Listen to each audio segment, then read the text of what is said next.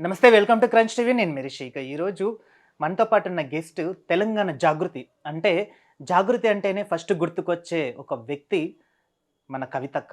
కవితక్కతో పాటు ఎన్నో ప్రోగ్రాములు చేసి జాగృతి విద్యార్థి విభాగంలో, తర్వాత కల్చరల్ విభాగంలో తనకంటూ ఒక గుర్తింపుని తెచ్చుకున్న వారు ఎవరు అని అంటే మొదటగా ఈయన పేరే గుర్తుకొస్తది. ఆయన ఎవరో కాదండి, మన శ్రీకాంత్ గౌడ్ అన్న గారు. వారిని అడిగి మరిన్ని విషయాలు తెలుసుకుందాం. నమస్తే అన్న. ఎలా ఉన్నారు? ఫైన్. అన్న, జాగృతి నుంచి అసలు అంటే జాగృతి అంటేనే ఫస్ట్ మొదటగా గుర్తుకొచ్చే పేరు కవితక్క. అంటే అసలు మీరు జాగృతిలోకి ఎలా ఎంటర్ అయ్యారు? అసలు మీ లైఫ్ స్టోరీ ఏంటి? చిన్నగున్నప్పుడు అంటే మీ ఊరు ఎక్కడి నుంచి స్టార్ట్ అయింది మీ లైఫ్? నా పేరు డాక్టర్ నలమాస శ్రీకాంత్ గౌడ్ అండి. నేను తెలంగాణ జాగృతికి పరిచయం అయినటువంటిది ఏందంటే, కాకతీయ యూనివర్సిటీ వేదికగా కాకతీయ యూనివర్సిటీలో నాది పీజీ అయిపోయి, నేను పీహెచ్‌డీలో ఎంట్రన్స్ తీసుకొని ఎంట్రన్స్‌లోకి వచ్చిన టైంలో శ్రీమతి కవిత గారి దగ్గర నుంచి గతంలోనే మేము టీఆర్ఎస్‌వి సంబంధించినటువంటి విద్యార్థి విభాగంలో క్యాంపస్ సంబంధించినటువంటి ఉపాధ్యక్షునిగా నేను పనిచేస్తున్నాను. అప్పుడే తెలంగాణ ఉద్యమం ఇంకా పతాక శీర్షికలకు రాలేదు. 2009 సంబంధించినటువంటి ఆ టైంలో ఫ్రీ జోన్ ఉద్యమం నడుస్తున్నటువంటి ఆ క్రమంలో నేను టీఆర్ఎస్‌విలో పనిచేస్తున్నటువంటి ఆ టైంలో శ్రీమతి కవిత గారు తెలంగాణ జాగృతిని వరంగల్‌లో స్థాపించేటువంటి సంకల్పంతోని ఎవరైనా ఒక స్కాలర్ గాని, ఇట్లాంటి వ్యక్తులు ఎవరైనా ఉన్నట్లయితే నాకు కావాలనడంతోని ప్రస్తుతం అంటే లాస్ట్ టైమ్ ఉన్నటువంటి శ్రీ వాసుదేవరెడ్డి గారు వికలాంగుల కార్పొరేషన్ చైర్మన్ వారు నన్ను అక్కకు ప్రపోజ్ చేయడం జరిగింది. మంచి వ్యక్తి. తను సీరియస్‌గా పనిచేస్తాడు, కమిటెడ్‌గా ఉంటాడని చెప్పేసి నన్ను పరిచయం చేయడంతోని, ఆ పరిచయం ద్వారా ఏర్పడినటువంటి ఆ సాన్నిధ్యం ద్వారా ఏర్పడినటువంటి దాంతోనే నేను ఆ రోజు వరంగల్‌లో జాగృతిని స్థాపించడం జరిగింది. వరంగల్‌లో జాగృతి స్థాపించిన తదనంతరం నేను పనిచేసినటువంటి విధానంతోనే ఆ 12 నియోజకవర్గాల్లో గూడా పూర్తిగా నిర్మాణం పైన దృష్టి పెట్టి, జాగృతికి సంబంధించినటువంటి విద్యార్థి విభాగాన్ని, జాగృతికి సంబంధించినటువంటి దాన్ని మొత్తం కూడా స్ట్రీమ్‌లైన్ చేసుకుంటూ పనిచేసి గ్రౌండ్ లెవెల్‌లోకి వెళ్ళడం చూసిన తర్వాత, అక్కయ్య గారు నిజామాబాద్ పార్లమెంట్ సంబంధించినటువంటి ఎలక్షన్‌లో అరంగేట్రం చేస్తున్నప్పుడు, నన్ను ఎలక్షన్‌కు అక్కడ పార్లమెంటు ఎలక్షన్‌కు సంబంధించి నాకు బాల్కొండ నియోజకవర్గానికి ఇన్ఛార్జ్‌గా పంపడం జరిగింది. అక్కడ ఉన్నటువంటి 7 సెగ్మెంట్స్ ఏవైతే పార్లమెంట్ సెగ్మెంట్స్ ఉన్నాయో నిజామాబాద్ పార్లమెంటు పరిధిలో, ఆ 7 సెగ్మెంట్‌లలో హైయెస్ట్ అక్కయ్యకి లీడ్ వచ్చినటువంటి సెగ్మెంట్ నేను పనిచేసినటువంటి బాల్కొండ నియోజకవర్గం. అంటే ఇది అంతా ఎప్పుడు జరిగిందన్న? ఇదంతా ఏదైతే 2014 సంబంధించినటువంటి ఆ టైంలో జరిగింది. అప్పటికి ముందే నేను 2011లో నేను హ్మ్. జాగృతి విద్యార్థి బహిరంగ సభ ఏకశిలా పార్క్‌లో నిర్వహించిన. ఏకశిలా పార్క్‌లో ఒక 10,000 మంది విద్యార్థులతోని నేను జాగృతిలోకి రావడం జరిగింది. జాగృతిలోకి వచ్చిన తర్వాత అక్కయ్య ఎలక్షన్ ఎప్పుడైతే కంప్లీట్ అయిపోయిందో parliament MP MP election election. ఆ! ఫస్ట్ అరంగేట్రం చేసినటువంటి ఆ ఎలక్షన్‌లో హ్మ్. నేను పనిచేసినటువంటి బాల్కొండ నియోజకవర్గంలో అక్కయ్యకి ఎక్కువ లీడ్ రావడం జరిగింది. తర్వాత అక్కయ్య స్వయంగా పిలుచుకొని do it very good job Srikanth. I never forgot today. నువ్వు పనిచేసినటువంటి ఆ బాల్కొండ కాన్స్టిట్యున్సీలో మనకెక్కువ లీడ్ వచ్చింది బిడ్డ. అండ్ డెఫినెట్‌లీ నువ్వు హైదరాబాద్ షిఫ్ట్ కావాలి. నువ్వు నీ యొక్క స్టూడెంట్ సంబంధించినటువంటి సర్వీస్ ఏదైతే ఉందో స్టేట్ లెవెల్‌కి అది కావాలని చెప్పేసి అక్కయ్య పిలవడం. తర్వాత నేను ఫ్యామిలీతో పాటు మా మిసెస్‌కు ఆల్రెడీ ఆర్ట్స్ అండ్ సైన్స్ కాలేజ్‌లో వర్క్ లోడ్ ఉండే. Part time assistant professor work load ఉండే. దాన్ని కూడా నేను రిజైన్ చేయడం చేపియడం జరిగింది. చేపిచ్చి నేను కేవలం జాగృతి కోసం, సంస్థ కోసం, అక్కయ్య కోసం నేను హైదరాబాద్‌కి ఆ రోజుల్లో షిఫ్ట్ అయ్యి, విద్యార్థి విభాగ రాష్ట్ర అధ్యక్ష పదవి నేను తీసుకున్న తర్వాత, కంప్లీట్ సంస్థ కోసం పునరంకితమై నేను పనిచేయడం జరిగింది. జాగృతి అంటేనే అసలు మొదటగా గుర్తుకొచ్చేది ఒక ప్లాట్‌ఫామ్‌లో బతుకమ్మ. బతుకమ్మని అంటే 2013లో అంటే రాష్ట్రం ఏర్పడిన తర్వాత ఒక గిన్నీస్ స్థాయికి చేర్చిన ఘనత ఎవరిది అంటే ఒక కవితక్క గారికి మాత్రమే.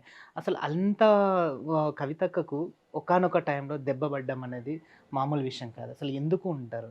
ఎందుకు అయిందంటారు అసలు ఇట? ఇది మొన్న మొన్న జరిగినటువంటిది. జరిగినదా? ఈరోజు జాగృతి అనేటువంటిది సాంస్కృతిక ఉద్యమానికి సారథిగా శ్రీమతి కవిత గారు బతుకమ్మ అనేటువంటిది కూడా దీన్ని విశ్వవ్యాప్తం చేసేసి ఈరోజు బతుకమ్మను విశ్వపీఠం పైన నిలబెట్టినటువంటి చరిత్ర ఉన్నటువంటి నాయకురాలు కేవలం శ్రీమతి కవిత గారు మాత్రమే. ఈరోజు ఎవరైతే ఈ బతుకమ్మ సంఘమా, ఈ బతుకమ్మ సంఘం తెలంగాణ ఉద్యమంలో ఏం చేస్తది అని చెప్పేసి ఎవరైతే క్రిటిసైజ్ చేసిల్లో, హ్మ్. ఆ క్రిటిసైజ్ చేసినటువంటి నాయకులతోని చప్పట్ల సంగీతంతోని ప్రతి ఒక్కరితోని ఈరోజు మనం బతుకమ్మ ఆడించినాం. ఈరోజు ఆ రోజు సీమాంధ్ర పాలకులు ఎవరైతే ఉన్నారో, ఆ సీమాంధ్ర పాలకులందరితోని బతుకమ్మలాడించడం. హ్మ్. అదే విధంగా సీమాంధ్ర పాలకులకు ఒత్తాసు పలుకుతున్నటువంటి తెలంగాణకు సంబంధించినటువంటి నాయకులు ఎవరైతే ఉన్నారో వాళ్ళందరితోని కూడా చప్పట్ల సంగీతంతోని బతుకమ్మ ఆడించినటువంటి సంస్థ కేవలం జాగృతి శ్రీమతి కవిత గారు మాత్రమే. హ్మ్. సో, ఈరోజు వచ్చినటువంటి ఈ ఎలిగేషన్స్ అన్నీ కూడా రాజకీయ కక్ష సాధింపు సంబంధించినటువంటి ఎలిగేషన్స్. కేవలం కేసీఆర్ గారిని ఎదుర్కొనేటువంటి దమ్ము లేక హ్మ్. కవిత గారిని టార్గెట్ చేసుకొని బీజేపీ సంబంధించినటువంటి పెద్దలు ఎవరైతే ఉన్నారో, ఆ బీజేపీకి సంబంధించినటువంటి పెద్దలు ఈరోజు వాంటెడ్లీ కవిత గారిని తీసుకుపోయి ఆ కేసులో అది జేయడం జరిగింది. సుమారు 5.5 నెలలుగా హ్మ్. ఆమెను పిల్లలకు దూరం చేసి, భర్తకు దూరం చేసి, జాగృతి కుటుంబ సభ్యులకు దూరం చేసి, అనేక రకాలుగా వేధించినప్పటికీ అప్రూవర్‌గా నువ్వు మారాలని చెప్పి అనేక రకాల ఒత్తిళ్లు చేసినప్పటికి గూడా తను తగ్గకుండా తన మొండి వైఖరి ఏ విధంగానైతే ఉందో, నేను కేసీఆర్ గారి యొక్క కుమార్తెను, ఒక ఫైటర్ తెలంగాణ తీసుకొచ్చినటువంటి ఒక ఫైటర్ యొక్క డాటర్‌ని నేను ఎట్టి పరిస్థితుల్లో తగ్గను అని చెప్పి అదే సంకల్పంతోని వాళ్ళు పెట్టినటువంటి ఇబ్బందులన్నిటిని కూడా శ్రీమతి కవిత గారు తట్టుకొని ఈరోజు కడిగిన ముత్యం వాళ్ళకి బయటకొచ్చింది. ఈరోజు దానికి ఉదాహరణ కూడా సుప్రీంకోర్టు మొన్న చెప్పినటువంటి అంశాలు ఏవైతే ఉన్నాయో, ఆ అంశాలు ఉదాహరణ. మీకొక్కటే బ్రదర్ నేను చెప్పేదేంటంటే, దరిదాపుగా 50,000 పేజీల విచారణ సంబంధించినటువంటివి డాక్యుమెంట్స్. 22 నెలల సుదీర్ఘమైనటువంటి విచారణ. ఏం చేసిల్లు 22 నెలల సుదీర్ఘ విచారణలో ఏం చేయలేకపోయిల్లు. ఒక 1 ఎన్‌పీ కూడా రికవర్ చేసినటువంటి పరిస్థితి లేదు. ఒక మెటీరియల్ ఎవిడెన్స్ కలెక్ట్ చేసినటువంటి పరిస్థితి లేదు. ఫోన్స్ డిశ్చార్జ్ చేసిందని చెప్పేసనంటే స్వయంగా సుప్రీం కోర్టే అన్నది కదా! ఈరోజు నా ఫోన్ ఏదైనా అయిందంటే నా ఇంట్లో ఏదైనా అప్డేట్ వెర్షన్ వస్తే అప్డేట్ వెర్షన్‌కి నేను వెళ్తే ఈ ఫోన్ ఆటోమేటిక్‌గా దీంట్లో ఉన్న డాటాని ఎరేజ్ చేస్తా. మా పనోళ్ళకిస్తా. దాంట్లో తప్పేముందని చెప్పేసి స్వయంగా గౌరవ న్యాయస్థానం అడిగింది. ఇంత సిగ్గుమాలిన చర్యలో పాల్పడడం ఇలా బీజేపీకి అలవాటైపోయింది. ఎవరైతే ప్రత్యర్థులు ప్రశ్నిస్తారో, ఎవరైతే ప్రత్యర్థులు బలంగా ఉంటారో, ఆ బలంగా ఉండేటువంటి ప్రత్యర్థులను మెడలు వంచాలి, వాళ్ళ నోర్లను మూపించాలి, వాళ్ళ గొంతులు నొక్కాలంటే మాత్రం ఈడీ, సీబీఐ అనేటువంటిది వాళ్ళ చేతిలో ఉన్నటువంటి ఆయుధం. ఆ ఆయుధాలను ప్రయోగించడం పరిపాటిగా మారింది. ఆ విధంగా గనక చూసుకున్నట్లయితే ఈ దేశంలో కాంగ్రెస్ పార్టీ చేసినటువంటి స్కామ్స్ ఇంతవరకు ఏ పార్టీలకు కూడా అంత చరిత్ర ఒక్క లేదు. నిమిషం అన్న. అయితే ఇప్పుడు మీరు ఇందాక బీజేపీ అన్నారు. అయితే కాంగ్రెస్ నాయకులు తీసుకున్నట్టయితే వాళ్ళు బీజేపీ, బీఆర్ఎస్ 2 ఒకటే అని జెప్పేసి అంటున్నారు గదన్న మరి. రెండో ఇట్లా ఒకటైతే ఈరోజు ఇదే లిక్కర్ సంబంధించినటువంటి కేసులో కేజ్రీవాల్ గారు ఢిల్లీ సీఎంగా ఉన్నటువంటి కేజ్రీవాల్ గారు అరెస్ట్ అయ్యారు. అదేవిధంగా ఆ రాష్ట్రానికి మంత్రిగా ఉన్నటువంటి మనీష్ సిసోడియా గారు అరెస్ట్ అయ్యారు. ఈరోజు కవిత గారు ఇక్కడి నుంచి అరెస్ట్ అయ్యారు. కవిత గారు అరెస్ట్ అయ్యి కవిత గారు రిలీజ్ అయితేనేమో బీజేపీ, కాంగ్రెస్ ఒకటి అందులో లోపాయికార ఉత్పత్తిలో భాగంగానే కవిత గారు బయటకు వచ్చిందంటారు. అదే కేజ్రీవాల్ బయటకు వస్తే రాహుల్ గాంధీ హర్షం వ్యక్తం చేస్తాడు. రాహుల్ గాంధీ అది చేస్తాడు. ఇదే మనీష్ సిసోడియా బయటకొస్తే ఇక్కడ ఉన్నటువంటి ముఖ్యమంత్రి రేవంత్ రెడ్డి గాని, ఇక్కడ ఉన్నటువంటి కాంగ్రెస్ పార్టీ వాళ్ళు గాని స్వాగతిస్తారు. మరి కేజ్రీవాల్ బయటకొచ్చినప్పుడు, మనీష్ సిసోడియా బయటకొచ్చినప్పుడు మరి కాంగ్రెస్, బీజేపీ ఒకటా? మరి ఈరోజు కవిత బయటకొస్తే మాత్రం కాంగ్రెస్, బీజేపీ ఎట్లా ఒకటైతది? మరి ఎందుకు ఇట్లా? అర్థం లేని వాదనలు. ఎందుకు ఈ వ్యాఖ్యలు ఎందుకు? రాజకీయంగా ఎదుర్కోలేనటువంటి హ్మ్. చవటాలు, సన్నాసులు ఎవరైతే ఉన్నారో వాళ్ళు చేస్తున్నటువంటి నిరాధారమైనటువంటి ఆరోపణలు. ఆడబిడ్డ ఈరోజు కడిగిన ముత్యం వల్ల బయటకొచ్చింది. రేపు ఆ కేసు పూర్తి స్థాయిలో విచారణ పూర్తి చేసేటటువంటి దమ్ముగులు లేదు. ఈ దేశ చరిత్రలో ఈడీ మరియు సీబీఐ సంబంధించినటువంటి కేసులు కేవలం 2% మాత్రమే సక్సెస్ రేషియో ఉన్నాయి. మిగతా అన్నీ కూడా కంప్లీట్ రాజకీయ కక్షలో భాగంగా ఉన్నాయి. 98% కేసెస్ అన్నీ కూడా ఫాల్స్ ఎలిగేషన్స్ అని చెప్పేసి తిప్పికొట్టినట్టు సందర్భాలు ఉన్నాయి. ఇవాళ వాళ్ళ సక్సెస్ రేషియో చూస్తే ఈ సీబీఐ, ఈడీ సంబంధించిన సక్సెస్ రేషియో కేవలం 2%. అంటే చూడండి రాజకీయంగా ప్రత్యర్థులను ఎదుర్కోవడం కోసం ఈడీ, సీబీఐ అనేటువంటి వాటిని ప్రయోగించడం పరిపాటిగా మారిపోయింది. హ్మ్. అయితే కవితక్క త్రూ ఔట్ నుంచి మీరు ఎన్నో ప్రోగ్రామ్స్ కానీ ఎన్నో గాని చేశారనమాట. అంటే బతుకమ్మ విషయంలో గాని, ఇంకా కొన్ని బోనాల విషయంలో గాని అన్ని దాంట్లో. అంటే ఆ ర్యాంపు మీకెలా ఉండేది కవితక్కతో? అక్కయ్యతోని ఒక కుటుంబంలో అక్క మనకు ఎట్లా ఉంటారు మన కుటుంబంలో, అదే స్థాయిలో మాకు అక్కతోని రిలేషన్ ఉండేది. హ్మ్. ఇప్పుడు కూడా అంటే ఇంట్లో వెళ్ళినా గానీ అదే అనురాగం, అదే ఆప్యాయత, అదే ప్రేమ. తమ్ముడు అని చెప్పేసి పిలవడం కంటే బిడ్డ అని చెప్పేసి మమ్మల్ని పిలిచేది. "బిడ్డ ఏం సంగతి? శ్రీకాంత్ బాగున్నాను నాన్న." ఈ పద్ధతిలో మాకు ఎప్పుడు కూడా అక్క దగ్గర నుంచి ఎళ్లి మాకు సపోర్ట్ ఉండేది. ఈరోజు అక్కగారు అప్పుడు జరిగినటువంటి సమైక్యాంధ్ర లో సమైక్యాంధ్ర సంబంధించినటువంటి ఆ టైంలో తెలంగాణ ఉద్యమం జరుగుతున్నప్పుడు మా పైన అనేక రకాలైనటువంటి కేసులైనాయి. ఇలా కాంగ్రెస్ భవన్ పైన అటాక్ చేసినప్పుడు, వైఎస్ఆర్ విగ్రహాల పైన అటాక్ చేసినప్పుడు, పాలకుర్తిలో చంద్రబాబు సంబంధించిన చంద్రదండు వచ్చినప్పుడు, చంద్రదండు పైన దాడి చేసినప్పుడు, రాయనగూడెంలో సీఎం కిరణ్ కుమార్ రెడ్డి వచ్చినప్పుడు, ఇలా అనేక రకాలైనటువంటి సంఘటనలు అసెంబ్లీ ముట్టడి కావచ్చు, సాగర ఆరమే కావచ్చు, మిలియన్ మార్చే కావచ్చు, అనేక రకాలైన ఉద్యమంలో విద్యార్థులందరూ సమిధాలుగా పనిచేసిళ్ళు. తెలంగాణ జాగృతి విద్యార్థి విభాగం కార్యకర్తలైతే ఒక సైనికుల లెక్క, ఒక సోల్జర్ లెక్క పనిచేసిళ్ళు. ఆ టైంలో మమ్మల్ని కంటికి రెప్పలా కాపాడుకున్న రకయ్య. వివిధ రకాలైనటువంటి కేసులైనప్పుడు కూడా మాకు ఒక రక్షక కవచంలాగా కవిత గారు ఆ రోజు నిలిచిల్లు కాబట్టే ఈరోజు కెరీర్‌లో కూడా ఇంత బ్రహ్మాండంగా మేము ముందుకు పోతున్నాం. అయితే 10 సంవత్సరాల తర్వాత మళ్ళీ ఒక కాంగ్రెస్ గవర్నమెంట్ అనేది ఫార్మ్ అయింది. అసలు ఇప్పుడెలా ఉంది? అంటే గవర్నమెంట్ పనితీరు ఇప్పుడెలా అనిపిస్తుంది? గవర్నమెంట్ పనితీరండి పూర్తిగా ఏంది అనంటే ఇయాల ప్రజలు గ్రౌండ్‌లోకి పోతే ప్రజల్ని అడిగితే తెలుస్తుంది. ప్రతి హ్మ్. ఒక్క ఏ ఒక్క వర్గం గూడా ఈరోజు ప్రభుత్వం సంబంధించినటువంటి దాంట్లో ఏ ఒక్క వర్గం గూడా కనీసం సంతృప్తిగా లేనటువంటి పరిస్థితి. రైతాంగం గావచ్చు, విద్యార్థులు గావచ్చు, నిరుద్యోగులు గావచ్చు, కార్మికులు గావచ్చు, కర్షకులు గావచ్చు, అనేక రకాల మహిళలు గావచ్చు. హ్మ్. ఇలా ఏ ఒక్క వర్గాన్ని చూసుకున్నా సబ్బండ వర్గాలందరూ గూడా ఈ యొక్క కాంగ్రెస్ చేస్తున్నటువంటి నీచ రాజకీయాలకు, అర్థం లేని రాజకీయాలకు ప్రతి ఒక్కరు కూడా బలయ్యేటువంటి పరిస్థితిలో ఉన్నారు. ఈరోజు రైతాంగం మొత్తం కూడా 24 గంటల కరెంటు కేసీఆర్ గారు ఉన్నప్పుడు ఉండేది. హ్మ్. ఇలా కరెంటు కోతలతోని ట్రాన్స్‌ఫార్మర్‌లు గాలిపోతే ఇలా పత్తి చేనుల నుంచెల్లి ఎడ్ల బండి పైన ఆ ట్రాన్స్‌ఫార్మర్‌లను పట్టుకొని ఒడ్డుకు తీసుకొచ్చేసి వాటిని బాగు చేయించుకునేటువంటి పరిస్థితులు ఉన్నాయి. ఆ రోజు కేసీఆర్ గారు బహిరంగ సభల్లో చెప్పిల్లు. కాంగ్రెస్ వస్తే పాత పాత రోజులే వస్తాయి. మంది మాటలు పట్టుకొని మార్వానం పోతే మళ్ళొచ్చేసరికి ఉన్నది పోయిందన్న పద్ధతిల ఈరోజు కాంగ్రెస్ సేమ్ తన యొక్క పాత విధానాలనే అనుసరిస్తాంది. ఇలా రైతు బంధు అనేటువంటిది లేదు. రైతు రుణమాఫీ అనేటువంటిది లేదు. రైతు బీమా అనేటువంటిది లేదు. ఎరువుల కొరత, ఎరువులు తీసుకొచ్చుకుందామనంటే చెప్పుల లైన్‌లో పెట్టుకొని పోయి ఇలా ఎరువులు తీసుకొచ్చుకునేటువంటి దౌర్భాగ్యమైన పరిస్థితి. విత్తనాలు సరిగ్గా లేవు. నాణ్యమైన విత్తనాలు అనేటువంటివి లేక రైతులు అనేక రకాలుగా ఇబ్బంది పడుతున్నారు. రైతుల యొక్క ఆత్మహత్యలు జరుగుతున్నాయి. ఇలా రైతులు పంటకు సంబంధించినటువంటి ఎంఎస్‌పి మద్దతు ధరలు ఇస్తాననేటువంటి కాంగ్రెస్ పార్టీ ఈరోజు పంట మద్దతు ధర గురించి మాట్లాడట్లేదు. ఏదైతే వడ్లు వస్తున్నాయో ఆ వడ్లను కొనేటువంటి నాదుడు లేదు. ఆ రోజు కేసీఆర్ గారు ఉన్నప్పుడు ఎక్కడ కూడా కల్లాలల్ల వడ్లాగలే. అవును. ఎ ఆ! ఆ విధంగా నడిచింది రైతాంగం. పూర్తిగా రైతు పక్షపాతిగా కేసీఆర్ గారి పాలన 10 ఏళ్ళు కొనసాగింది.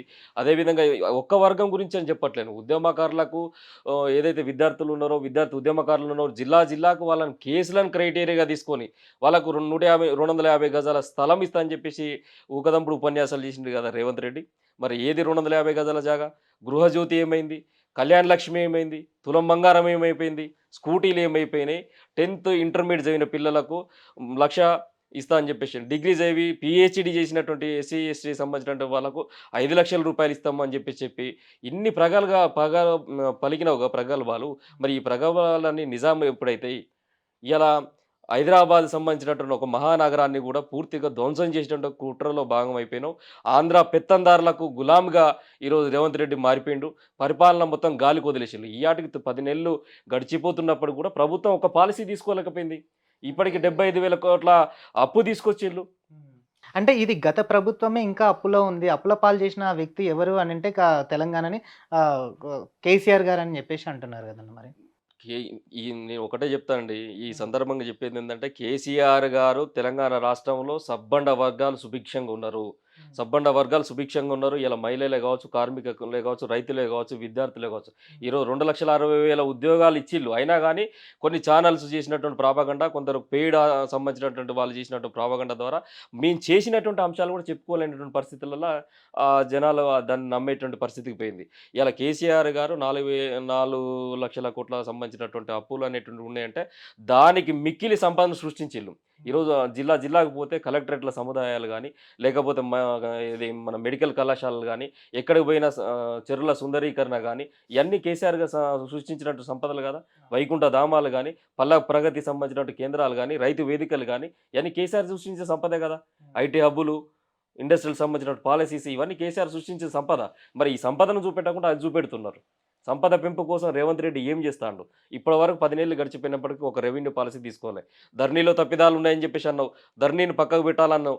తీసుకొచ్చి భూమాత పోర్టల్ పెడతానన్నావు. మరి భూమాత పోర్టల్‌లో నువ్వు ఇప్పటివరకు 10 నెలలు ఎందుకు ప్రక్షాళన చేయలే? ఇయాల మ్యుటేషన్‌లు గాక, పాసు పుస్తకాలు రాక, ఎన్ఓసీలు లేక ఎవరైతే ఇన్వెస్టర్లు భూమిని నమ్ముకొని, రియల్ ఎస్టేట్‌ని నమ్ముకొని, హైదరాబాద్ నగరంలో బ్రతుకుతున్నటువంటి సబ్బండ వర్గాలందరూ గూడా, ఇది హైదరాబాద్ అంటేనే ఒక మెట్రోపాలిటన్ సిటీ. దీంట్లో కర్ణాటక నుంచి ఉన్న వాళ్ళున్నారు, హైదరాబాద్ నుంచెల్లి ఉన్న వాళ్ళైతేంది, ఇతర బెంగుళూరు నుంచి ఉన్నటువంటి వాళ్ళందరూ గూడా దీన్ని ఒక రియల్ ఎస్టేట్ కేంద్రంగా పెట్టుకొని ఇక్కడ పెట్టుబడి పెట్టిల్లు. అట్లా పెట్టుబడులు పెట్టినోళ్ళు వాళ్ళు ఇప్పుడు దరిదాపుగా 10 నెలల నుంచెల్లి వాళ్ళ డబ్బంతా గూడా బ్లాక్ అయిపోయి ఉన్నారు. అయితే ఇన్ని చెప్పారు. అంటే కేసీఆర్ గారు చేసిన ప్రతి సంక్షేమ పథకానికి చెప్పారు. మరి కేసీఆర్ గారిని ఎందుకు ఓటమి పాలు చేశారు తెలంగాణ ప్రజలు?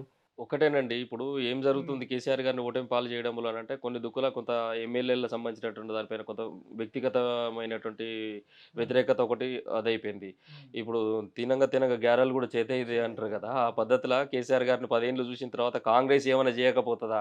అనేటువంటిది ఒకటి ప్రజలు అదైపోయిళ్ళు. ఇంకా ముఖ్యంగా చెప్పాలంటే వీళ్ళు చేసినటువంటి 420 హామీలు ఏవైతున్నాయో వీటన్నిటిని ప్రజలు నమ్మిళ్ళు. ఇయాల రూ. 2000 పెన్షన్ ఇస్తాండ్లు, మేము 4000 ఇస్తాం డిసెంబర్ తర్వాత అన్నాడు. నువ్వు రూ. 2,00,000 రుణం తెచ్చుకో, డిసెంబర్‌లో నేను రాంగానే రూ. 2,00,000 రుణం మాఫీ చేస్తా అని చెప్పేసి అన్నాడు. ఇలా అనేక రకాలైనటువంటి 420 హామీలు, 420 హామీలు ఇచ్చినటువంటి సీఎం, 420 సీఎం ఈరోజు రేవంత్ రెడ్డి. ఆ 420 హామీలను నమ్మి కాంగ్రెస్ ఏదైనా చేయకపోతదా? వస్తే జీవితాలు ఏమైనా బాగుపడకపోతాయా? అనేటువంటి ఒక భ్రమలో ఈరోజు ప్రజలు తప్పే చేసినామని చెప్పేసి ఈరోజు వాళ్ళు పశ్చాత్తాపపడుతున్నారు. ఎందుకంటే నిన్న చూసినాం భద్రాచలం గాని, లేకపోతే ఖమ్మం గాని, మానుకోట గాని ఇక్కడ వరదలొస్తాయి. ఇలా వరదలొచ్చిన తర్వాత అక్కడ పరిస్థితి దౌర్భాగ్యమైనటువంటి పరిస్థితులల్ల. ముగ్గురు మంత్రులు ఉంటరు అదే ఖమ్మం జిల్లాల. కనీసం ప్రజలను కాపాడడానికి ఒక హెలికాప్టర్‌ను పంపించలేనటువంటి దుర్మార్గమైనటువంటి పరిస్థితులల్ల ఈరోజు ఈ యొక్క రాష్ట్ర ప్రభుత్వం చేష్టలు ఉడిగి చూస్తుంది. ఈరోజు నేను ముఖ్యమంత్రిని, నేను మాత్రమే హెలికాప్టర్‌లో పోవాలే, మంత్రులు ఎట్లా పోతారని చెప్పేసి ఇలా హెలికాప్టర్ పంచాయతీ ఉత్తమ్ కుమార్ రెడ్డి అయితేంది, రేవంత్ రెడ్డి అయితేంది, అదేవిధంగా కోమటిరెడ్డి వెంకటరెడ్డిల మధ్యన నడుస్తుంది. అంటే ప్రజలు ఆపదలో ఉన్నప్పుడు హెలికాప్టర్ పంపించలేని, చేయలేని ప్రభుత్వం అది ఉంటే ఎంత, లేక ఎంత అని చెప్పేసి ఈరోజు ఖమ్మం సంబంధించిన ప్రజానీకం, మానుకోట ప్రజానీకం, అక్కడ ఎక్కడైతే వరదలొచ్చినాయో ప్రజలు మాట్లాడుకుంటున్నారు ఇప్పుడు. మనం చెప్పాల్సింది కూడా కాదు. 6 గ్యారంటీల విషయాల్లో తీసుకున్నట్టయితే తెలంగాణ గవర్నమెంట్‌లో రేవంత్ రెడ్డి గారి పరిపాలనలో 6 గ్యారంటీలు సక్సెస్ అయితాయంటారా మీ మీ అభిప్రాయం? 6 నేను ఇదే చెప్తున్నా కదండీ. 6 గ్యారంటీల్లో నువ్వు ఇచ్చినటువంటి గృహజ్యోతి ఇంతవరకు ఇంప్లిమెంట్ చేసుకోలేకపోయినావు. కళ్యాణ లక్ష్మిని ఇంప్లిమెంట్ చేయలేదు. తులం బంగారం లేదు. ఇప్పటివరకు ఇచ్చినటువంటి ఏ ఒక్క గ్యారంటీ అమలైంది?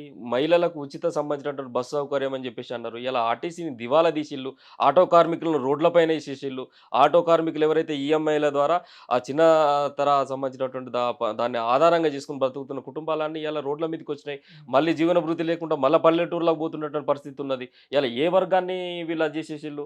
ఇలా మహిళలకు ఉచిత ప్రయాణం పేరు మీద ఆర్టీసీని అది చేసిళ్ళు. ఆర్టీసీని అది చేసినప్పటికీ మరి ఆర్టీసీకైనా పోనీ వాటికి సంబంధించినటువంటి నిధులు ఇవ్వడమో, లేకుంటే ఆర్టీసీకి ఈ మహిళల ఉచిత రవాణా ద్వారా జరుగుతున్నటువంటి ఆ ఫండ్‌ను అలొకేట్ చేసేసి ఆర్టీసీకి ఇయ్యడమో జరుగుతుందంటే అది కూడా శూన్యం. ఇలా 6 గ్యారంటీలు అనేటువంటి కర్ణాటక రాష్ట్రంలో విఫలమైపోయినాయి. ఇవాళ మీకొక విషయం చెప్తా. హిమాచల్ సంబంధించిన ప్రదేశ్‌లో కాంగ్రెస్ ప్రభుత్వమే అధికారంలో ఉంది. సేమ్ ఇదే 6 గ్యారంటీల పథకాన్ని అక్కడ కూడా అమలు చేద్దాం అనేటువంటి ఉద్దేశంతో అక్కడ ప్రజలకు కూడా వాళ్ళు హామీ ఇచ్చిర్రు. దౌర్భాగ్యం ఏందంటే ఇలా కాంగ్రెస్ ఎంత దుర్మార్గంగా వ్యవహరిస్తుందంటే నిండు అసెంబ్లీలో ఈ 6 గ్యారంటీలను మనం అమలు చేయాలంటే మనం గంజాయిని పెంచాలి.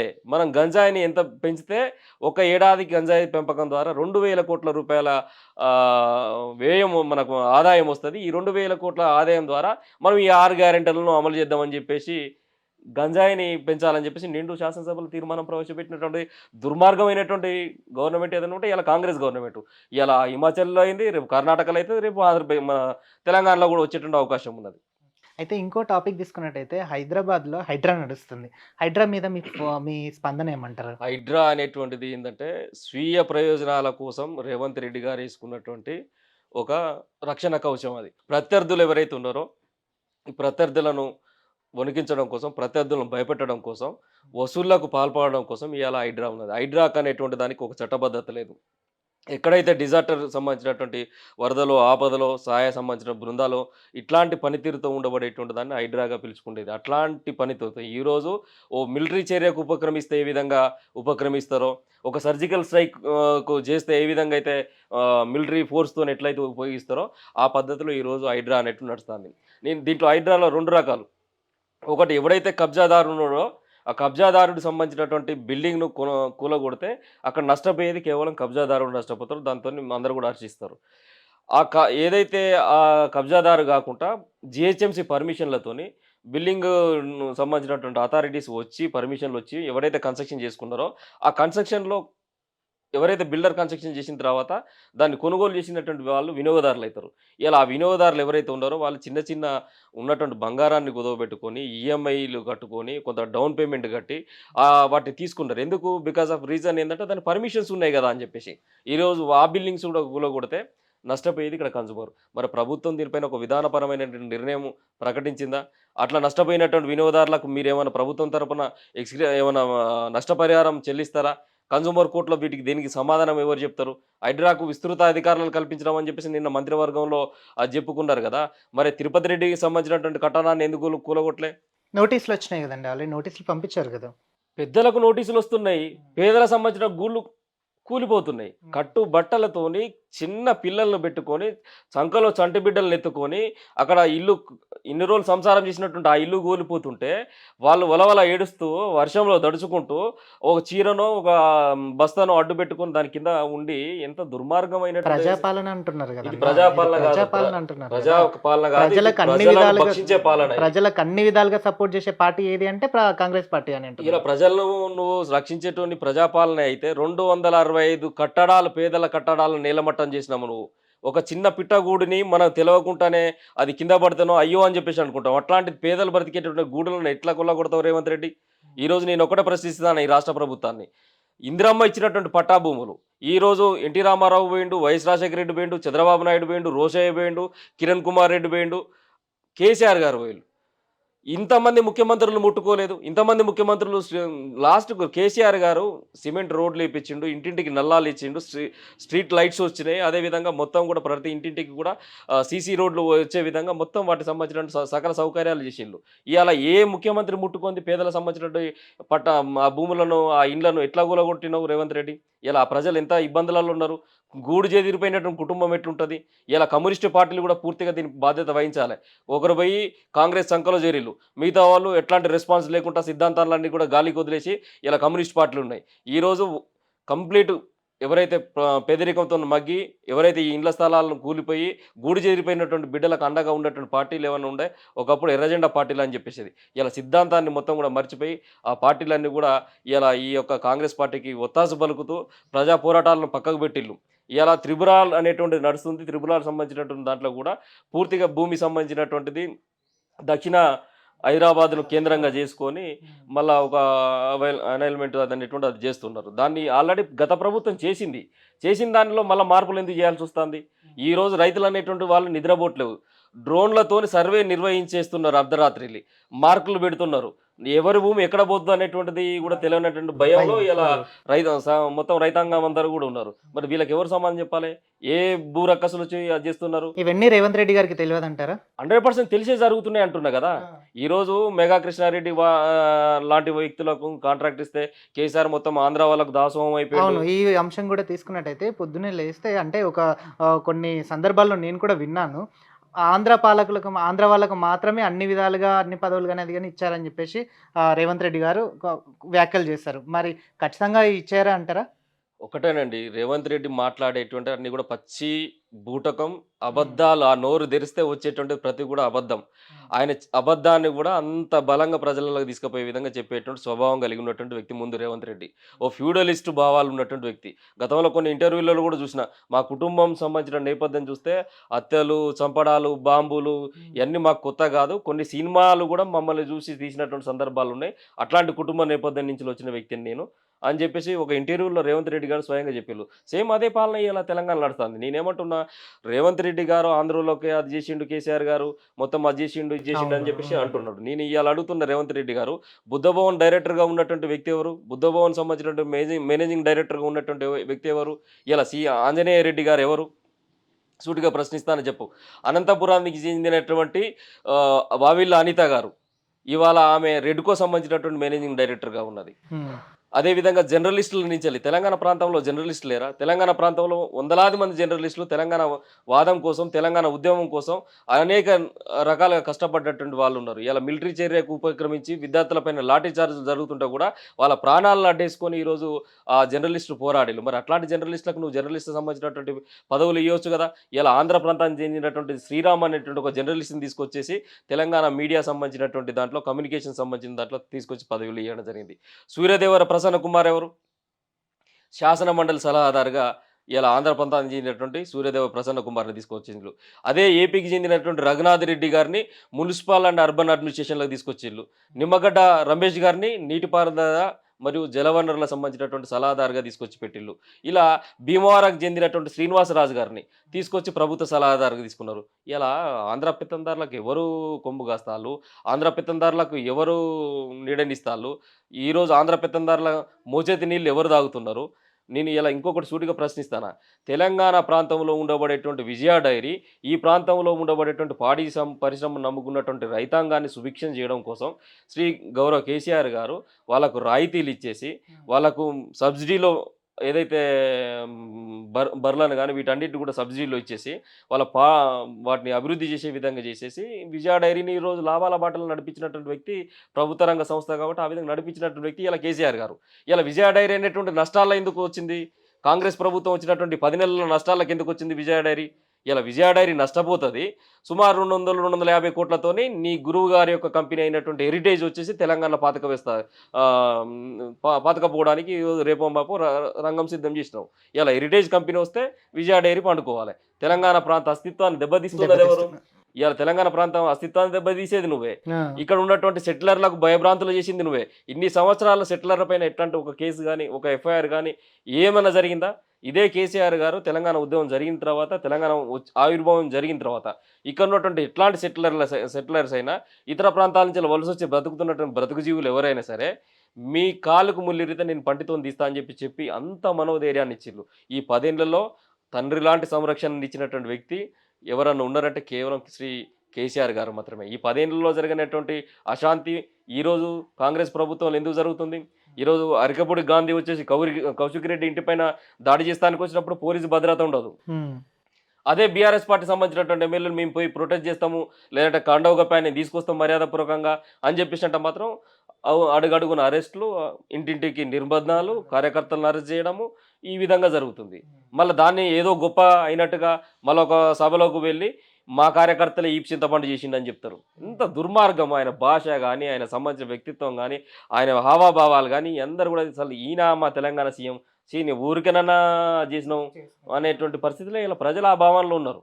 మీరు ఫీల్డ్ వర్క్ ఒకసారి చూడండి, ప్రజలలోకి ఒకసారి వెళ్ళి చూడండి, గ్రౌండ్ రిపోర్ట్ తీసుకోండి. ఓకే, ఇంకో విషయం తీసుకున్నట్టయితే అన్న, అయితే మీరు విద్యార్థి విభాగంలో చేసే ఉన్నారు. అయితే ఇప్పుడు జాబ్ నోటిఫికేషన్స్కి కూడా కేసీఆర్ గారు జాబ్ నోటిఫికేషన్స్ ఇస్తామని చెప్పేసి హ్యాండ్ ఇచ్చారని చెప్పేసి అంటున్నారు. అయితే ఇప్పుడు కూడా తెలంగాణ వస్తే ఖచ్చితంగా నన్ను కాంగ్రెస్ గవర్నమెంట్ వస్తే ఖచ్చితంగా ఐ థింక్ సెకండ్లో జాబుల నోటిఫికేషన్ వేస్తామని చెప్పేసి రేవంత్ రెడ్డి గారు అన్నారు. అంటే ఖచ్చితంగా వేస్తారంటారా? ఇప్పటివరకు ఏం నోటిఫికేషన్లు ఇచ్చిండు అఫీషియల్గా? ఏదైనా ఒక నోటిఫికేషన్ ఇచ్చినట్టు ఉండాలి కదా.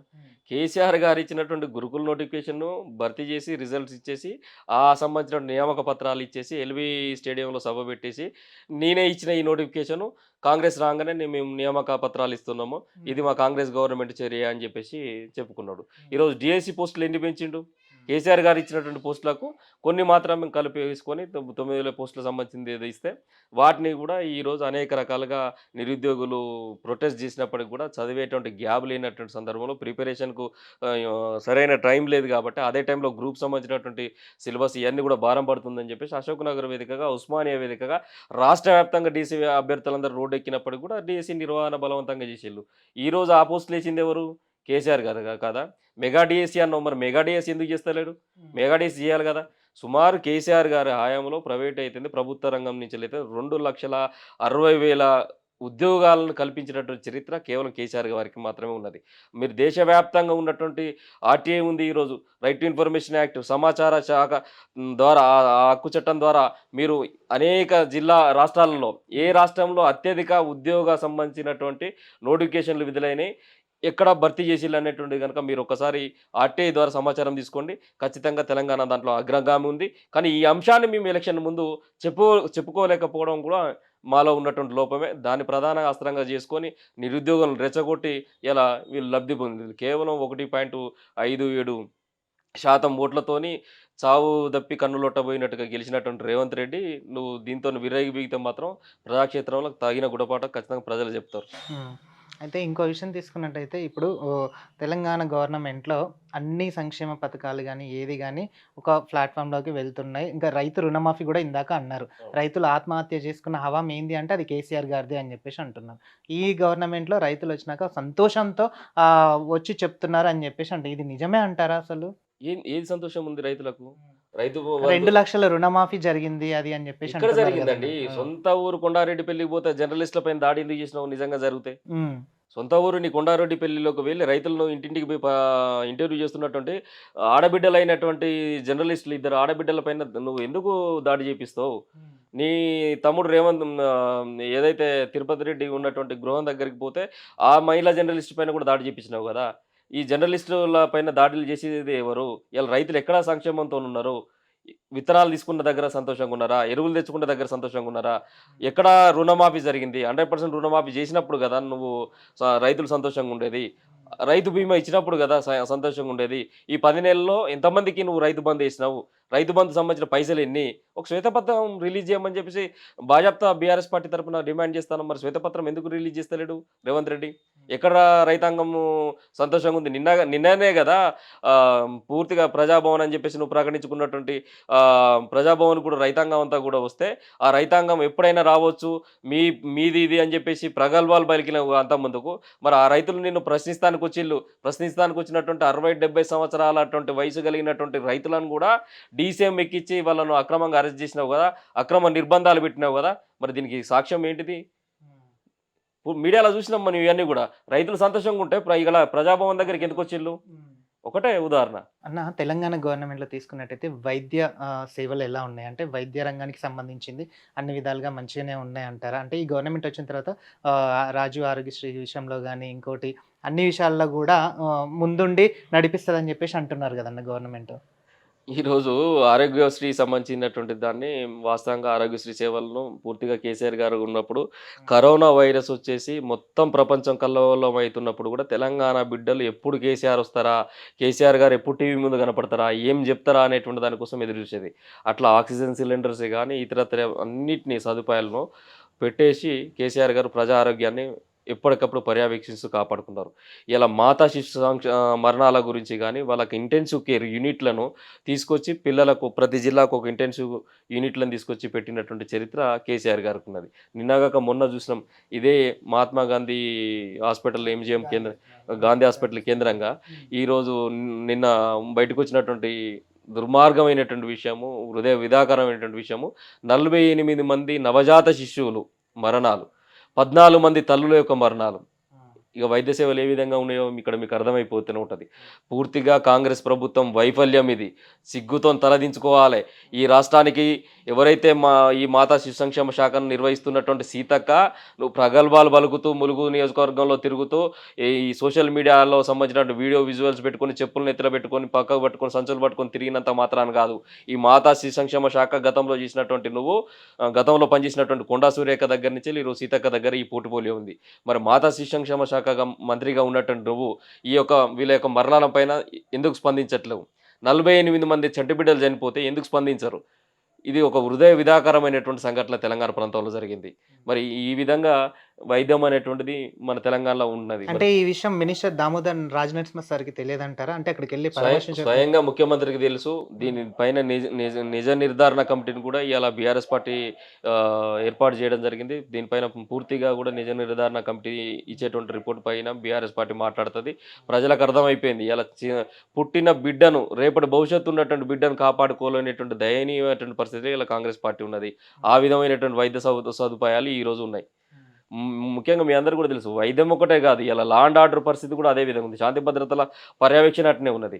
ఈ చెంచు ఆడబిడ్డ అయినటువంటి ఈశ్వరమ్మ పైన ఇలా అఘాయిత్యం జరిగింది. దాంతోపాటు థర్డ్ డిగ్రీని ఆమె పైన అప్లై చేసినటువంటి దుర్మార్గమైనటువంటి పరిస్థితి ఇలా కాంగ్రెస్ ప్రభుత్వం ఉన్నది. నిన్నగాక మొన్న ములుగులో ట్రైబల్ సంబంధించినటువంటి ఆడబిడ్డ పైన అత్యాచారం జరిగితే ఆ అత్యాచారం చేసినటువంటి నిందితులు ఇంతవరకు అరెస్ట్ చేసినటువంటి పరిస్థితులు ఉన్నాయి. ఈ విధంగా శాంతి భద్రతలు అనేటువంటివి ఉన్నాయి. వైద్యం అనేటువంటిది ఇంత దయనీయ పరిస్థితుల్లో ఉన్నది.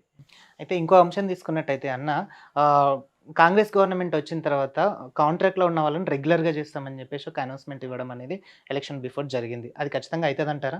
సుమారుగా అవుట్‌సోర్సింగ్‌లో ఉన్నటువంటి ఉద్యోగులంతా కూడా ప్రభుత్వము కాంగ్రెస్ ప్రభుత్వం రాకముందు ఇటు కాంగ్రెస్ గాని, ఇటు బీఆర్ఎస్ గాని వాళ్ళు వినతి పత్రాలు ఇచ్చుకుంటా తిరిగిళ్ళు. సుమారు వాళ్ళని నమ్ముకొని దాదాపుగా ఒక 40 లక్షల సంబంధించినటువంటి కుటుంబాలు ఈ అవుట్‌సోర్సింగ్‌ను ప్రాతిపదికన చేసుకొని ఆ కుటుంబాల జీవనాన్ని చేస్తున్నాయి. ఇదే రేవంత్ రెడ్డి గారు అనేక వేదికల మీద వాళ్ళ ఓటు బ్యాంకును కొల్లగొట్టడం కోసము కేవలం ఆయన చెప్పింది ఏంటి, అవుట్‌సోర్సింగ్ ఉద్యోగులను క్రమబద్ధీకరిస్తాము, ఈ అవుట్‌సోర్సింగ్ విధానాన్ని ఎత్తివేస్తాము, వీళ్ళ వేతన శ్రేణిని పెంచుతాము, వీళ్ళకు గౌరవ వేతనం ఎప్పటికి ఉండే విధంగా చేస్తాము, ఉద్యోగ భద్రత కల్పిస్తాము, అవుట్‌సోర్సింగ్ ఏజెన్సీలను పూర్తిగా ఎత్తివేసి అవుట్‌సోర్సింగ్‌కి సంబంధించినటువంటి కార్పొరేషన్ ఏర్పాటు చేస్తాము.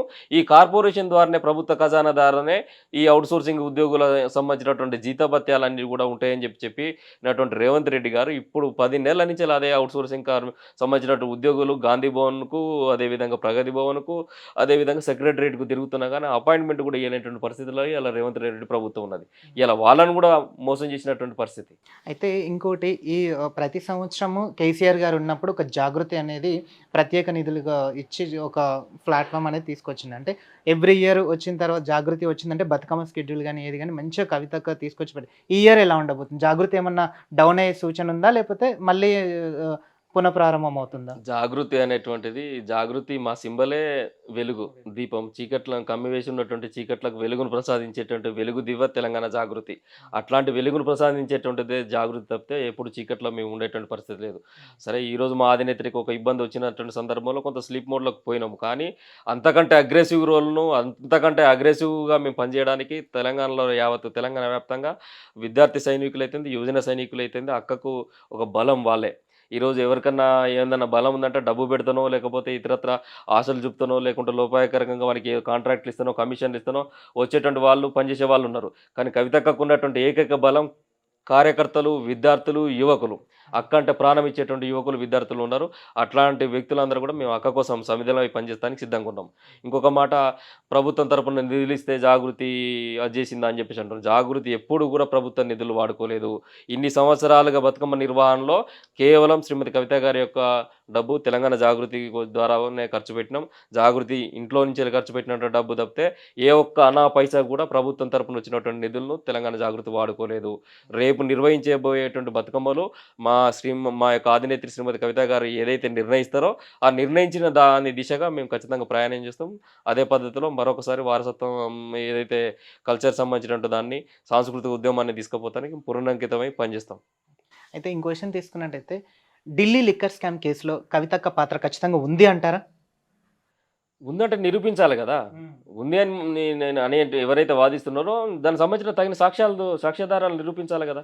ఈరోజు బిఎల్ సంతోష్ ఎమ్మెల్యేల కొనుగోలు విషయంలో సంబంధించిన దాంట్లో విచారణకు రాలేదు. సిట్ విచారణకు రాలేదు. మరి ఒక మహిళ అయి ఉండి సిబిఐ విచారణకు పోయింది, ఈడీ విచారణకు పోయింది. ఎప్పుడంటే అప్పుడు విచారణలకు సిద్ధపడే ఉంది గదా! రాణి రుద్రమాదేవి యొక్క పౌరుషాన్ని చూపెట్టింది గదా! చాకలాయనమ్మ తెగువని చూపెట్టింది గదా! సమ్మక్క సారక్క పోరాట స్ఫూర్తిని చూపెట్టింది గదా కవిత గారు. మరి ఎవరు దాసుకున్నారు?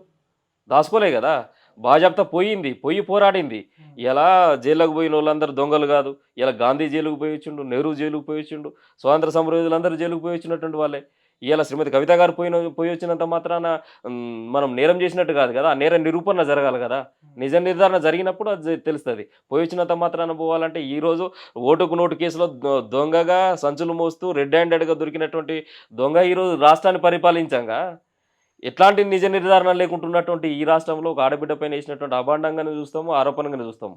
తప్పితే అది ముమ్మాటికి చెప్తున్నా గదా! కడిగిన ముత్యం వలె ఈ యొక్క కేసులో కవిత గారు బయటకొస్తారు. ఇది యావత్ తెలంగాణ ప్రజల యొక్క అందరూ అనుకున్నటువంటి కోరిక, ఆకాంక్ష గూడా. ఆకాంక్ష కాదు, బలంగా బయటకొస్తారని గట్టిగా చెప్పొచ్చు. ఎందుకంటే ఇప్పటివరకు 22 నెలలు విచారణలో ఏం బయట పెట్టలేవు నువ్వు. ఇంకా భవిష్యత్తులో ఏం చేయగలుగుతావు? కేసీఆర్ గారి గవర్నమెంట్‌లో ఉన్నప్పుడు గురుకులాల్లో ఒక ప్రత్యేకమైన ఉండేదన్నమాట. ఇప్పుడు హవాంలో ఎలా ఉంది అసలు? గురుకులాలను మొత్తం గూడా రేవంత్ రెడ్డి గారు నిర్వీర్యం జేసి పడేసిల్లు. కేసీఆర్ గారు ఏదైతే ఉన్నత లక్ష్యంతోని పేద, బడుగు బలహీన వర్గాలు, నిమ్న జాతి వర్గాలు, మైనారిటీ వర్గాలు వీళ్ళందరూ విద్యకు దూరం కావద్దు. విద్య అనేటువంటిది ఒక ప్రధానమైనటువంటి ఆయుధం ప్రశ్నించడానికి. విద్య అనేటువంటిది ఆధునిక ప్రపంచంలో ఎదగడానికి ఉండబడేటువంటి ఒక స్వేచ్ఛా ఆయుధం అని జెప్పేసి భావించినటువంటి శ్రీ కేసీఆర్ గారు, ఆర్ఎస్ ప్రవీణ్ కుమార్ సార్ గారిని దానికి సంబంధించినటువంటి దానికి గురుకులాలకు సంబంధించిన దానికి సెక్రటరీగా నియమించేసి, గురుకులాలను ఒక అత్యున్నతమైనటువంటి శిఖరం పైన పెట్టినటువంటి వ్యక్తి శ్రీ కేసీఆర్ గారు. ఈరోజు గురుకులాల పరిస్థితి చూస్తే ఏ ఒక్క గురుకులంలో గూడా కనీస మౌలిక సదుపాయాలు అనేటువంటి లేని పరిస్థితి. ఆడపిల్లలు ఉన్నటువంటి గురుకులాల్లో బాత్రూమ్‌లు లేనటువంటి పరిస్థితి, లైట్లు లేనటువంటి పరిస్థితి, జంపకానాలు, బెడ్‌షీట్లు లేనటువంటి పరిస్థితి, ట్రంకు పెట్టెలు ఇయ్యలేనటువంటి పరిస్థితి, షూస్ ఇయ్యని పరిస్థితి. లాస్ట్‌కు ఎడ్యుకేషన్ గ్రాంట్ ఏదైతే ఉంటదో, ఈ ఎడ్యుకేషన్ గ్రాంట్ దేనికోసం ఉపయోగిస్తారు? చాక్ పీసులు, స్టేషనరీ, బ్లాక్ బోర్డ్స్ రెనోవేషన్ కోసము, వీటి కోసం ఉపయోగిస్తారు. ఆ ఎడ్యుకేషన్ గ్రాంట్‌ను కూడా తిన్నటువంటి సర్కార్ ఏదైనా ఉందంటే ఇయాల రేవంత్ రెడ్డి సర్కార్. ఆ ఎడ్యుకేషన్ గ్రాంట్ అంటే ఇయాల చాపీసులను, గుండు పిన్నులను పెన్నులను, రబ్బర్లను, పెన్సిళ్ళను కూడా తిన్నటువంటి దుర్మార్గమైనటువంటి సర్కారు ఇవాళ రేవంత్ సర్కారు. అట్లా ఎడ్యుకేషన్ గ్రాంట్‌ని కూడా తిన్నటువంటి పరిస్థితి. ఇయాల గురుకులాల్లో పాము కాటుకు చనిపోయినటువంటి బిడ్డలున్నారు. తేలు కాటుకు చనిపోయినటువంటి బిడ్డలున్నారు.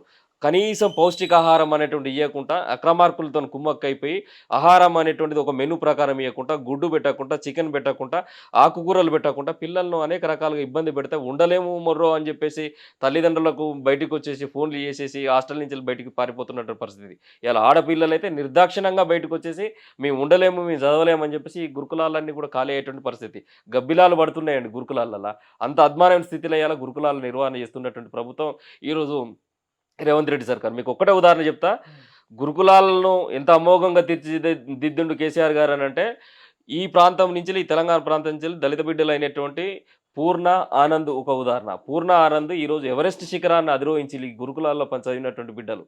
అంత ఉన్నత స్థితికి తీసుకుపోయిండు కేసీఆర్ గారు గురుకులాలను. ఈరోజు అధోపాతాళానికి దొక్కినటువంటి చరిత్ర రేవంత్ రెడ్డిది. ఎందుకంటే ప్యూరిటిస్ట్ స్వభావంతో ఉన్నోడు కదా! పిల్లలు చదువుకుంటే ప్రశ్నిస్తారు. ప్రశ్నిస్తే తెలివి పడితే నాలాంటి దొరలు, నాలాంటి రెడ్డిలు మేము సమాధానం చెప్పాలి పిల్లలకు. కాబట్టి వాళ్ళు చైతన్యవంతం కావద్దు. వాళ్ళకి చదువు దూరం కావాలి. ఈరోజు గురుకులాలు అనేటువంటి ఒకప్పుడు శాస్త్రీయమైనటువంటి విధానాలతో ఏది మనం కనిపెట్టాలి, అంతరిక్షంలో ఏమున్నాయి, ఎట్లాంటి వాటిని మనము ప్రయోగాలు చేయాలి, ఇట్లాంటి అంశాలపైన గురుకులకు సంబంధించినటువంటి విద్యార్థులకు నాలెడ్జ్‌ని గానీ, ఐటీ సంబంధించినటువంటి పవర్ పాయింట్ ప్రజెంటేషన్ ద్వారా అట్లాంటివి నేర్చుకుంటేది. ఈరోజు వాళ్ళకి అవన్నీ ఉన్నాయా? ఏది మొత్తం కనీసం స్టాఫ్ లేనటువంటి పరిస్థితి. చివరకు గెస్ట్ ఫ్యాకల్టీలను తొలగించినటువంటి దుర్మార్గమైన చరిత్ర గురుకులాల్లో మధ్యలో అకాడమిక్ మధ్యలో తొలగించినటువంటి దుర్మార్గమైనటువంటి చరిత్ర రేవంత్ రెడ్డి సర్కార్‌ది. ఇక గురుకులాలు ఎక్కడ బాగుపడతాయండి? అయితే ఇంకో విషయం తీసుకున్నట్టయితే గత ప్రభుత్వంలో కేసీఆర్ గారి గవర్నమెంట్‌లో సబితా ఇంద్రారెడ్డి గారు విద్యాశాఖగా పనిచేశారు. అప్పుడు గూడా ఇదే అంశం మీద చాలా కంప్లెయింట్లు గూడా వచ్చాయి. కానీ ఏ రోజు గూడా సబితా మేడం గారు అక్కడికి వెళ్లి గురుకులాలను సందర్శించలేదు. మొన్న జరిగిన ఒక దానికి విషయంలో మేడం గారు వెళ్లి స్పందించారు. అంటే అధికారం ఉన్నప్పుడు ఒకలాగా, అధికారం లేనప్పుడు ఒకలాగా ఉంటారా? దీంట్లో ఒకటే సమాధానం చెప్తా. సబితా ఇంద్రారెడ్డి గారు సందర్శించిల్లంటే సమస్య ఉంది కాబట్టి సందర్శించింది. కేసీఆర్ గారు ఉన్నప్పుడు సమస్యలే లేవు గదా! అక్కడక్కడ ఏదైనా అరకొరగా ఎవరైతే కాంట్రాక్టర్సో వాళ్ళ వీళ్ళు ఏదైనా కల్తీ జరిగినటువంటి సందర్భంలో 1, 2 సంఘటనలు బయటకొచ్చి ఉండొచ్చు. కామన్‌గా ఒక పెద్ద వంట చేసినప్పుడు వంట అనేటువంటిది ఖరాబు కావడమో, లేకుంటే నాణ్యతగా ఏదైనా దెబ్బతినడమో అప్పుడప్పుడు అరుదుగా జరుగుతది. అట్లా 1, 2 సంఘటనలు జరిగి ఉండొచ్చు గానీ, ఇంత పెద్ద మొత్తంలో గురుకులాల పైన ఎక్కడ కూడా జరగలే.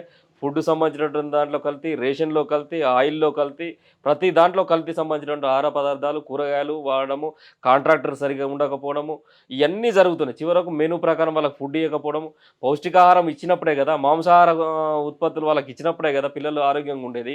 ఈరోజు రేవంత్ రెడ్డి గారు ఎంత దుర్మార్గం అంటే ధార్మిక సంఘాలకు పిల్లలకి ఇచ్చేటువంటి ఫుడ్ సంబంధించినటువంటి బాధ్యతని ఇస్తున్నారు. ఇలా ధార్మిక సంఘాలు ఏం చెప్తాయండి? ధార్మిక సంఘాలు పిల్లలకి ఏం బోధిస్తాయి? ధార్మిక సంఘాలు పప్పు, నెయ్యి ఇంతవరకు సరిపోద్దా పిల్లలకు పౌష్టికాహారం? వాళ్ళకు ఉండాల్సినటువంటి స్థితిగతులలో వాళ్ళు తినేటువంటి ఫుడ్‌లో చికెను సంబంధించినది, మటన్ సంబంధించి అదైతే ఎగ్ అయితే ఇవన్నీ సరైనటువంటి సమతుల్యంతో కూడినటువంటి ఆహారం. ఈ ఆహారం ఇయ్యకుండా కేవలము కిచిడీ పెడతాం, కేవలం పప్పు ఇస్తాము, పాలకూర ఇస్తాము వీటితోనే అని చెప్పేసి ఆ ధార్మిక సంఘాలు శాకాహారాన్ని ప్రోత్సహించే విధంగా వాళ్ళు చేస్తున్నారు. ధార్మిక సంఘాలు యోగా సంబంధించినటువంటి క్లాసెస్ తీసుకుంటాయట. యోగాతో పాటు వీళ్ళు ఏం చేస్తారు? వాళ్ళ యొక్క జీవన విధానాలు గానీ, నైరాశ్యాన్ని గానీ నింపుతారు. మనం ఇన్నోవేషన్స్ ఏ విధంగా క్రియేట్ చేయాలనే పద్ధతిలో పిల్లల్ని తీర్చిదిద్దుకోవాలి. వాళ్ళు రేపటి భవిష్యత్తు తరం ఆ విధంగా తీర్చిదిద్దాలి. కేసీఆర్ గారి హయాంలో ఆ విధంగా ఉన్నది. ఈరోజు ధార్మిక సంఘాలపై వాళ్ళకు ఫుడ్ ఇచ్చేటువంటి పరిస్థితులు ఉన్నాయి. ఇలా గురుకులాలను నిర్వీర్యం చేస్తుంది ఎవరు? గురుకులాలను పెంపొందించింది ఎవరు? ఇలా సబితా ఇంద్రారెడ్డి గారు ఎందుకు పోయిల్లు? సమస్య వచ్చింది కాబట్టి ఒక మంత్రిగా గతంలో పనిచేసిన మంత్రిగా తను పోయి ఈరోజు అది చేసిల్లు. గతంలో సమస్య అనేటువంటి ఎక్కడ ఏ గురుకులాలు లేవు. అక్కడ ఉన్నటువంటి ఇన్ఛార్జీలు ఎవరైతే ఉన్నారో, ప్రిన్సిపాల్ ఎవరైతే ఉన్నారో వాళ్ళకి బాధ్యతలు ఉండేది. వాళ్ళ పైన సీరియస్‌గా అబ్జర్వేషన్ ఉండేది, సమీక్షలు ఉండేది కాబట్టి ఎక్కడికక్కడ సమస్యలు క్లోజ్ అయినాయి. కాబట్టి ఎప్పుడు కూడా పోయేటువంటి అవసరం రాలే. ఓకే. ఇంకో మాట తీసుకున్నట్టయితే ఇందాక వరద అని చెప్పేసి అన్నారు. ఖమ్మం జిల్లాలో వరద పర్యటించిన వాళ్ళు అని చెప్పేసి అన్నారు. అయితే పార్టీ వర్కింగ్ ప్రెసిడెంట్ కేటీఆర్ గారు అక్కడికి వెళ్ళలేదు. అంటే ఎందుకు వెళ్ళలేదు అంటే పోయి అమెరికాలో ఉన్నారు. అసలు ఎందుకు ఒక పార్టీ వర్కింగ్ ప్రెసిడెంటే వెళ్ళలేదని చెప్పేసి అధికార పక్షాలు కూడా చాలా మాటలు అన్నారు. మరి ఎందుకు వెళ్ళలేదంటారు ఆ టైంలో? కేటీఆర్ గారు ఆ టైంలో, ఆ సమయంలో అమెరికా పర్యటనలో ఉన్నారు. అమెరికా పర్యటనలో కూడా పోయింది ఏదో విలాసాలను అనుభవిస్తానికి కాదు తను పోయింది. తన కుమారుని యొక్క ఉన్నత విద్య సంబంధించినటువంటి అడ్మిషన్ కోసం తను పోవడం జరిగింది. ఆ సమయంలో ఇక్కడ వరదలు వచ్చినప్పుడు కేటీఆర్ గారు ఏం చేస్తారు? అంబుంబుష్ అని చెప్పేసి మాయ చేసేది కాదు కదా. ఈరోజు ఇక్కడ ఎవరైతే పార్టీ బాధ్యులు ఉన్నారో హరీష్ రావు గారు పోయారు, అదేవిధంగా అక్కడ ఉన్నటువంటి అజయ్ గారు, అదేవిధంగా ఉన్నటువంటి జగదీశ్వర్ రెడ్డి గారు, చాలామంది సబితా ఇంద్రారెడ్డి గారు, వీళ్ళందరూ కూడా అక్కడ ఉన్నటువంటి మాజీ మానుకోట సంబంధించినటువంటి ఎంపీ మాలవత్ కవిత గారు, ఇలా అనేక మంది అక్కడికి వెళ్ళిన వాళ్ళపైనేగా దురుసు ప్రవర్తనతో మీ కార్యకర్తలతో దాడి చేయించినటువంటి నీచ చరిత్ర. ఎందుకంటే ప్రజలకు బీఆర్ఎస్ ఎక్కడ దగ్గర అవుతుందో వాళ్ళు చేయరు, చేసే వాళ్ళని చేయనియరు. అక్కడ ప్రజలే చెప్పింది కాదండి, వెహికల్ కాంగ్రెస్ ప్రచారాన్ని తీసుకుపోయి ముఖ్యమంత్రి గారు అధికారికంగా పర్యటనిస్తారు. కాంగ్రెస్ కండువాలుగా కప్పుకొని ఆ యొక్క ప్రాంతంలో తిరుగుతారు. కనీసం వెహికల్ ఎక్కే ఇట్లా ఇలా చెవి ఊపుకుంటూ పోయిండు తప్పితే కనీసం ఏమైంది ఏంది అనేటువంటి మంచి చెడు కూడా తెలుసుకోవాలని చెప్పేసి ఆ ప్రాంతంలో ఉన్నటువంటి బిడ్డలు చెప్పిళ్ళు. ముగ్గురు మంత్రులు ఉన్నటువంటి జిల్లాలో ఒక హెలికాప్టర్ పంపించలేనటువంటి దుర్మార్గమైన పరిస్థితిలో కాంగ్రెస్ ప్రభుత్వం ఉన్నది. ఇలా కేటీఆర్ గారు అక్కడి నుంచెల్లి కూడా ఇక్కడ ఉన్నటువంటి పార్టీ శ్రేణులను వాళ్ళు అక్కడి నుంచెల్లి సమాయత్తం చేసిళ్ళు. అడుగడుగున వాలంటీర్స్‌ని పంపించిళ్ళు, ఫుడ్‌ను పంపించిళ్ళు. హరీష్ రావు గారే స్వయంగా డిసెంబర్‌లో ఆ యొక్క ఆహార పదార్థాలను తీసుకుపోయి స్వయంగా సప్లై చేసిళ్ళు, ఇచ్చిళ్ళు. ఇయన్నీ చూసినాం గదా! ఇలా ఆ ప్రాంతానికి పోతే ఆ ప్రాంత ప్రజలే చెప్తారు గదా! అన్న ఫైనల్‌గా తీసుకున్నట్టయితే మీ డిమాండ్ ఏంటంటే ఏం చెప్పాలనుకుంటున్నారు మొత్తానికి? నేను ఒకటేనండి. ఏదైతే 6 గ్యారంటీలు ప్రజలకిచ్చేసి కల్లబొల్లి కబుర్ల ద్వారా ఈ 420 హామీలు ఇచ్చినవో, ఈ 420 హామీలను నెరవేర్చు. నీ మంత్రివర్గంలో ఇప్పటివరకు అన్ని పోర్ట్‌ఫోలియోస్ ప్రధానమైనటువంటి పోర్ట్‌ఫోలియోస్ అన్ని నీ దగ్గర పెట్టుకున్నావు. పని విభజన అనేటువంటిది తెలంగాణలో జరగాలే. ఆ పోర్ట్‌ఫోలియోస్ అన్నీ కూడా విస్తరించి మంత్రివర్గాన్ని పూర్తిగా పెంచితే ప్రజలకు సేవ జరుగుతది. సేవ అనేటువంటిది పోయేటువంటి పరిస్థితి ఉంటది. వాటన్నిటిని నీ దగ్గర పెట్టుకుంటే ఎక్కడ ఇది ఈ మంత్రివర్గం అనేటువంటి విస్తరించడం ద్వారా ఎక్కడ గొడవలొస్తాయి, ఎక్కడ వర్గ పోరొస్తది అనేటువంటి భయం కుర్చీని కాపాడుకుంటానికే ఈ ముఖ్యమంత్రికి సరిపోతుంది. కాబట్టి ధరణిని తీసేసి బంగాళాఖాతంలో పడేత్తా అన్నావు. ధరణిని ఇంతవరకు అది చేసింది తప్పని పరిస్థితి లేదు. సరే నువ్వన్నా భూమాత పోర్టల్ తీసుకురా. ప్రజలకు సర్వీస్ అనేటువంటి నడుస్తది. సుమారు 20 రోజుల నుంచి మీ సేవకు సంబంధించినటువంటి కార్యక్రమాలు కూడా జరగట్లేవు. మరి ఈ అన్నిటిపైన టెక్నికల్‌గా దృష్టి పెట్టాల్సినటువంటి అవసరం ఉన్నది రాష్ట్ర ప్రభుత్వం, ముఖ్యంగా ముఖ్యమంత్రి గారు. తెలంగాణ అస్తిత్వానికి దెబ్బ కలిగే విధంగా, తెలంగాణ అస్తిత్వానికి ఎక్కడైతే ఇబ్బందొస్తదో ఖచ్చితంగా బీఆర్ఎస్ పార్టీ ఆ అస్తిత్వాన్ని కాపాడుకుంటానికి సమిధులు లెక్క పనిచేస్తారు. సైనికుల లెక్క మేము పనిచేయడానికి సిద్ధంగా ఉన్నాం. ముఖ్యంగా ఒకటే మీరిచ్చినటువంటి 6 హామీలు ఏవైతున్నాయో, ఈ 6 హామీల కోసం 10 నెలలు గడిచిపోయింది. మీరు ఇంకెప్పుడు ఇంప్లిమెంట్ చేస్తారని చెప్పేసి మేము వెంట ఖచ్చితంగా పడతాం. ప్రధాన ప్రతిపక్షంగా ఖచ్చితంగా వెంట పడతాం. వాటిని నిర్వర్తించేంత వరకు మేము వెంట ఖచ్చితంగా పడతాం. మేము డిమాండ్ చేసేది కూడా ఒకటే. మీరు ఇచ్చినటువంటి హామీలు ఏవైతున్నాయో వాటిని ఇంప్లిమెంట్ చేయండి అంటున్నాం. ఇంప్లిమెంట్ చేయకుండా ఇంప్లిమెంట్ చేసేదాకా మేము వెంట పడతాం అంటున్నాం. ఓకే అన్న, చాలా చక్కటి విషయాలు చెప్పారు. Thank you so much. Crunch టీవీని సబ్స్క్రైబ్ చేసుకోండి. బెల్ ఐకాన్ నొక్కండి. దీనికి సంబంధించిన ప్రతి ఒక్క అప్డేట్‌ను పొందండి. ఓకే, చూసారు కదండి. ఇది ఇవాల్టి పొలిటికల్ లైఫ్ స్టోరీ. సో మరి ఒక్క గెస్ట్‌తో మీ ముందుంటాం. చూస్తూనే ఉండండి క్రంచ్ టీవీ.